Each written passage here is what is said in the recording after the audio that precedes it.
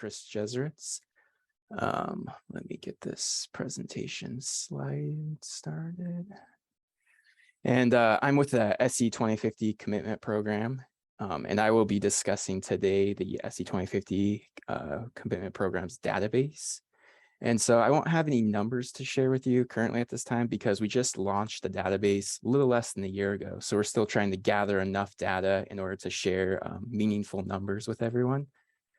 But with that, I'll start diving into our presentation or my presentation. So first, I'm just going to provide a high-level overview of the Structural Engineers 2050 Commitment Program's origin and some of the requirements specifically related to the database. But first, I just wanted to include kind of a single slide explaining why SE 2050 was developed. And although the breakdown of embodied carbon can vary greatly from project to project based on the size, materials, and building usage, typically a majority of embodied carbon does come from the structural system.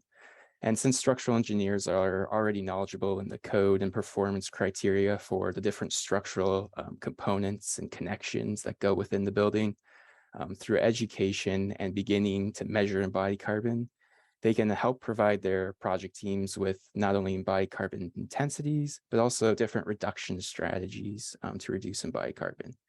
So in 2016, the Carbon Leadership Forum recognized this, and they created a working group to develop a data-driven commitment for structural engineer firms to work towards net zero carbon in buildings. Once they kind of developed the rough framework or skeleton of that, they proposed this idea to the Structural Engineering Institute's Sustainability Committee. And for those who aren't fully aware, SEI is one of the major national institutes for structural engineers. They publish multiple design guides that are typically referenced by the International Building Code, such as ASCE 7. The SEI Sustainability Committee took on this program and kind of further developed the idea. After they had some more meat to the program, they proposed this idea to the SEI's Board of Governors, who then formally endorsed the commitment program or challenge in the fall of 2019. So after SEI endorsed this challenge, SE 2050 committee was then formed. And so that committee started to actually put together what is required when a firm does commit to SE 2050, and then also developing the database and what information is required when a committed firm submits project data to that database. And so first, the program was officially launched at Greenbuild in 2020. And then a year or a little less than a year later, we released the beta database for the SE 2050 commitment program. Here's just a quick snapshot and the number of committed firms and projects submitted to the database, as well as the embodied carbon action plans that we've received. And here's just kind of a simple diagram illustrating how the program works. So when a firm decides to join the SE 2050 commitment program, their leadership writes a letter saying they're officially signed on to the program. And then every year they'll submit an embodied carbon action plan, and then also submit in global warming potential data to a database. And this is annually. Looking a little bit at a high-level overview of a firm's ECAP, it covers 4 main topics: education, internal education in terms of embodied carbon, reporting, advocacy for embodied carbon, and then also how to make reductions. So diving in a little bit more on reporting, the minimum requirements today is that a firm who's committed to the SE 2050 program submits at least 2 times the number of firm offices, but they don't need to exceed 5 projects per year. That's the minimum. They can submit more than 5 projects. And so for an example, if a firm had 4 offices or 2 offices, they would submit 4 projects at a minimum. But that's not there is no cap on the max you can submit. So let's dive a little bit more deeper into the SE 2050 database. When we were starting to create what we wanted in this database, there was kind of 3 main priorities. The first one was have engineers calculate and report embodied carbon. embodied carbon can kind of be a new or less familiar topic to some structural engineers. So having them calculate GWP numbers for their projects can help raise their knowledge about embodied carbon. Collect GWP or global warming potential intensities with a minimum requirement of measuring these intensities from life cycle stages A1, the raw material extraction, to A3, manufacturing. And then the final one was kind of increasing the engineer's understanding for a need for embodied carbon benchmarks through this measuring and collection of the GWP data. And because there is currently no equivalent North American database for structural embodied carbon, the SE 2050's commitment, the SE 2050 program is working towards filling this void by collecting the data in order to establish industry-wide benchmarks so that in the future, a proposed building can be compared to the SE 2050 database benchmark. So diving more into the database and what data is collected, there's structural system descriptors. These are typically information that's found on every structural drawing set of general notes. There's the project descriptors, and this is the building's lifespan, this assumed building lifespan, the size, and the usage. And then finally, the LCA data. So this includes the GWP number for the building, what life cycle stages were included in that analysis, whether or not biogenetic carbon was considered in their calculation, and what structural components were included also in the LCA and the LCA.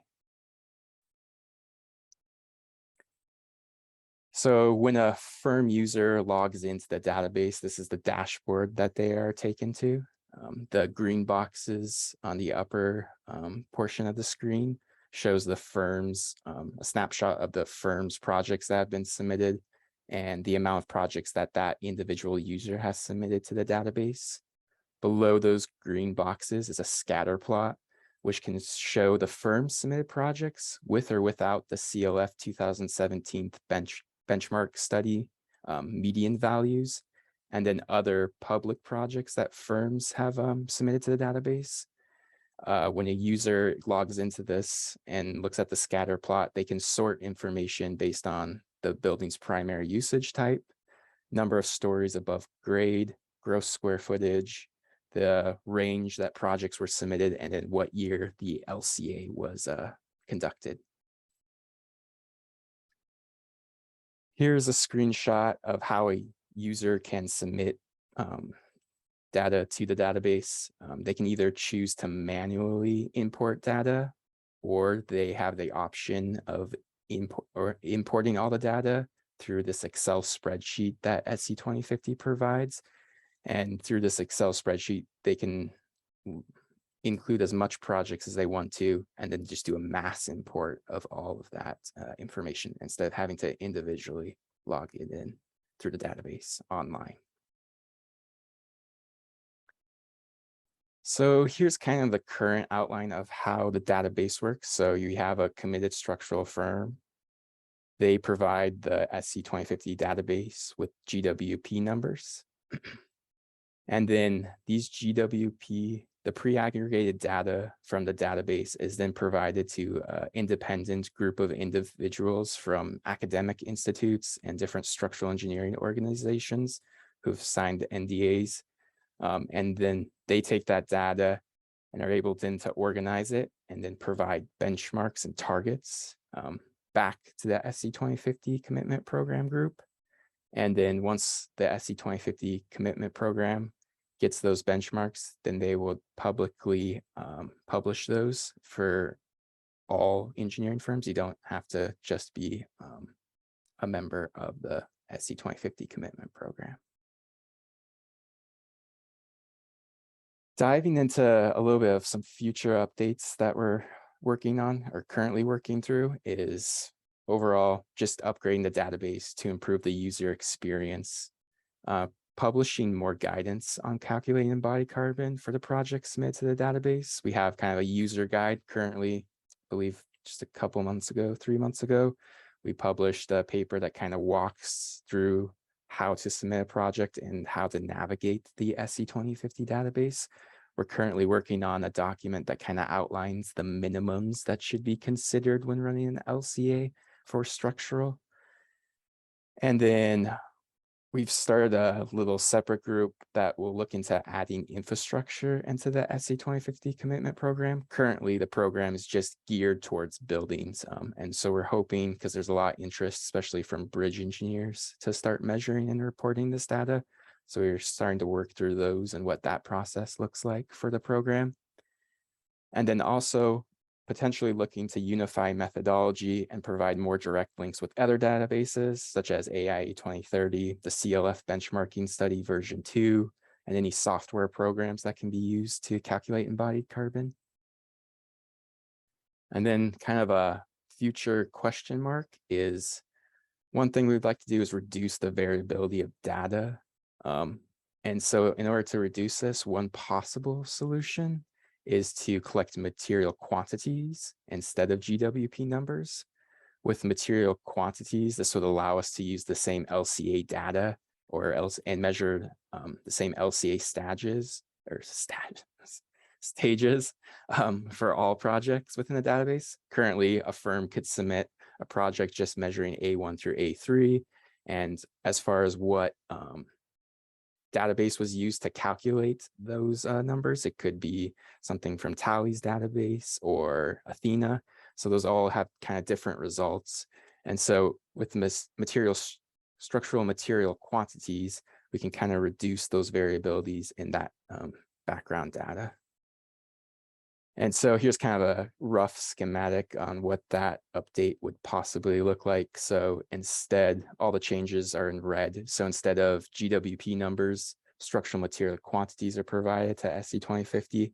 All those numbers are then ran into the same tool using the same LCA data and measuring the same life cycle stages. That data is then given to the industry roundtable, which then provides us benchmarks and targets, which are then published publicly. So with that, that ends kind of my presentation on SC 2050. So I will hand it off to Jennifer.